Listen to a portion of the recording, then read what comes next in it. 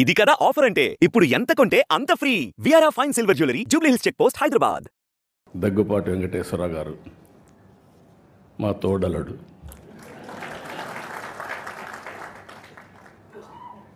నాకంటే ముందు ఆయన అన్నీ చెప్పేశాడు,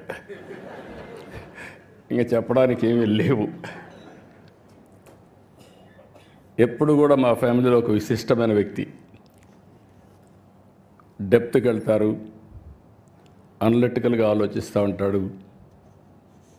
ఒక ఏది కూడా నేను చూస్తూ వస్తున్నాను, ఇద్దరం కూడా ఒక స్ఫూర్తినిచ్చినటువంటి ఎన్టీ రామారావు గారి దగ్గర నేర్చుకున్నాం. తెల్లవారితో నిద్ర లేస్తే ఆయన దగ్గరికి వెళ్ళేవాళ్ళం, ఆయన అప్పచెప్పిన బాధ్యతలు చేశాం. అవన్నీ తలుచుకున్నప్పుడు నేను అనుకున్నాను, వెంకటేశ్వరరావు గారి ఇంటి పుస్తకాలు రాయడం ఏంటని. కలిసి ఉన్నాం 40 ఏళ్ళు, ఫ్యామిలీ మెంబర్స్.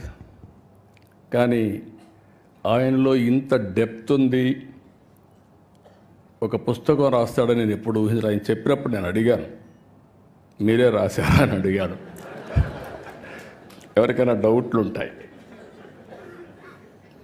కానీ ఆయన రైటర్ కాదు, ఇప్పుడు కూడా కాదు. కానీ రైటర్ కానటువంటి రైటర్ ఈయన, రచయిత కానటువంటి రచయిత.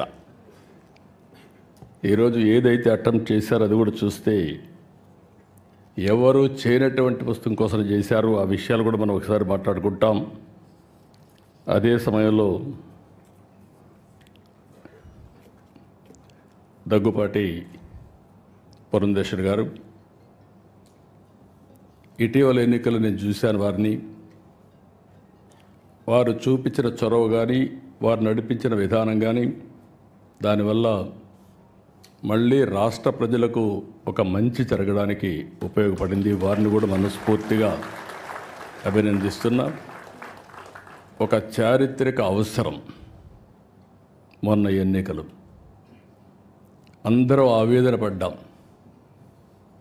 గీతం లాంటి వన్ ఆఫ్ ది బెస్ట్ ఇన్స్టిట్యూట్ని ఏం చేశారో మీరు చూశారు. ఇలాంటి ఇన్స్టిట్యూట్స్ రావాలని కోరుకునే సమయంలో ఇక్కడ డెమాలిషన్ చేసే పరిస్థితికి వచ్చారంటే చాలా బాధేస్తుంది. అలాంటివన్నీ మనం చూసాం. అయినా కూడా ఈరోజు ఇక్కడనే భరత్ కూడా ఉన్నాడు, కానీ ఆయన కష్టం ఇంకా లేదు దీంట్లో, ఇప్పుడిప్పుడే ప్రారంభం అయ్యింది. కానీ మూర్తి గారిని చూశాను, ఆయన ఒక చరిత్ర సృష్టించాడు. భావి తరాలకి ఓసారి ఒక్కొక్క చరిత్ర. ఆయన కూడా చూసి నేను అడిగాను ఒకరోజు, మీరెందుకు గీతం ఇన్స్టిట్యూట్ పెట్టారని అడిగాను. ప్రతి ఒక్కరి జీవితంలో, ఎందుకంటే ఈరోజు వెంకటేశ్వరరావు గారు రాసిన పుస్తకం ప్రపంచ చరిత్ర. ప్రపంచ చరిత్ర కూడా ఇప్పుడే వెంకయ్యనాయుడు గారు మాట్లాడినట్టు మనుషుల్లో ఆ సమయంలో కలిగే ఆవేశాలు కానీ, ఆ సమయంలో కలిగే ఒక ఎమోషన్స్ కానీ డిస్టర్బ్ అయినప్పుడు జరుగుతూ ఉంటాయి. ఈరోజు ఇక్కడ కూర్చున్నటువంటి గీతం యూనివర్సిటీ చూస్తే మూర్తి గారి రెండో అబ్బాయికి సీట్ ఇవ్వలేదు. ఏదైతే విజయవాడలో ఉన్నటువంటి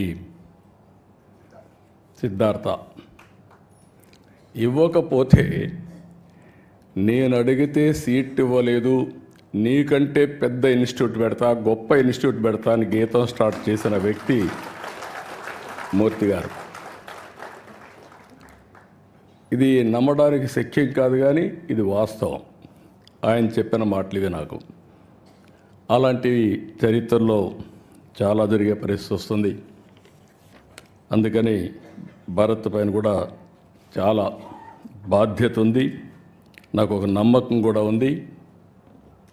మూర్తి గారి స్ఫూర్తి ఉంది, ఈ ఇన్స్టిట్యూట్ని బ్రహ్మాండంగా చేస్తారని చెప్పి ఆశిస్తున్నాం. వెంకటేశ్వరరావు గారు, ఆయన జీవితమే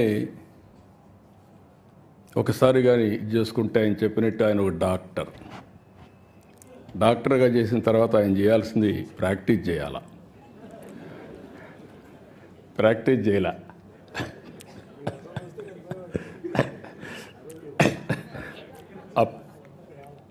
మంత్రిగా ఉండి డాక్టర్గా ప్రాక్టీస్ చేశాడు, అది వేరే విషయం. ఆయనకు మెడికల్ అండ్ హెల్త్ మినిస్టర్ ఇస్తే ఈయన ప్రాక్టీస్ చేశాడు, కానీ డాక్టర్గా చదివినప్పుడు చేయలేదు, అది నేను చెప్పేది. కానీ డాక్టర్గా చేసి సినిమాలు తీశాడు. అంటే ఒక జీవితంలో ఏ విధంగా ఉంటాయనేది ఒక ఎగ్జాంపుల్. 5 సార్లు అసెంబ్లీలో మినిస్టర్గా, ఎమ్మెల్యేగా ఉండి, మంత్రిగా ఉండి, ఒకసారి లోకసభ, ఒకసారి రాజ్యసభలో మెంబర్గా ఉండి, ఇలాంటి ఆలోచనలు చేసేవాళ్ళం ఇప్పుడే వెంకయ్యనాయుడు గారు చెప్పినట్టు తిరగాలని ఆలోచిస్తాం తప్ప మళ్ళీ పుస్తకాలు చదవాలని ఆలోచించాం. తిరగడానికే సరిపోతుంది, అది ఒక వ్యసనంగా తయారవుతుంది. ఇప్పుడు వెంకయ్యనాయుడు గారు ఉండలేరు, ఆయన అంటున్నాడు నేను రిటైర్ అయినాన్ని, కానీ రిటైర్ కాలా. మనిషి రిటైర్ అయ్యాడు కానీ మైండ్ మాత్రం శాశ్వతంగా రిటైర్ కాదు. ప్రజాహితం కోసం నిరంతరం ఆలోచిస్తూనే ఉంటుంది, సమాజం కోసం పనిచేసే పరిస్థితికి వస్తారు. అదే సమయంలో వెంకటేశ్వరరావు గారిని చూసినప్పుడు మనిషి ఇంత మునిపే భరత్ చెప్పాడు. ఒక మాటలో చెప్పాలంటే మా ఫ్యామిలీలో మోస్ట్ రిలాక్స్డ్గా, జోవియల్గా ఉండే వ్యక్తి వెంకటేశ్వరరావు గారు. చాలా ఈజీగా ఎన్ని కష్టాలున్నా ఏమున్నా మనిషి కనపడినప్పుడు హ్యాపీగా ఇది చేసేవారు. ఇటీవల ఒకసారి కలిసినప్పుడు నాకు కొన్ని అనుమానాలు వచ్చాయి. యాక్టివ్ లైఫ్లో ఉన్నారు, all of A sudden retired life మారుగా హ్యాపీగా ఉన్నారు, ఎట్లా స్పెండ్ చేస్తున్నారు మీ టైము అని అడిగాను. ఎందుకంటే ఇప్పుడు నాకు కూడా ఆ పరిస్థితి వస్తే ఇప్పటి నుంచే ప్రిపేర్ కావాలి కాబట్టి. ఆయన ఒకటే చెప్పాడు, చాలా హ్యాపీగా ఉన్నాం, నిద్రలేస్తే బ్యాడ్మింటన్ ఆడుకుంటా, వచ్చిన తర్వాత మనవరాళ్ళు వాళ్ళతో ఆడుకుంటా, అక్కడి నుంచి కసపు గాసిప్ ఎవరిన ఫ్రెండ్స్ వస్తే చేసుకుంటూ ఉంటాం. మళ్ళా ప్యాక్ ఆటకు పోతాడు, మధ్యాహ్నం అయితే ప్యాక్ ఆటకు పోతా, ఆడ ఒక 2 గంటలు ఆడితే మైండ్ స్టిమ్యులేట్ అవుతుంది, హ్యాపీగా వచ్చి నిద్రపోతాను. What a wonderful life.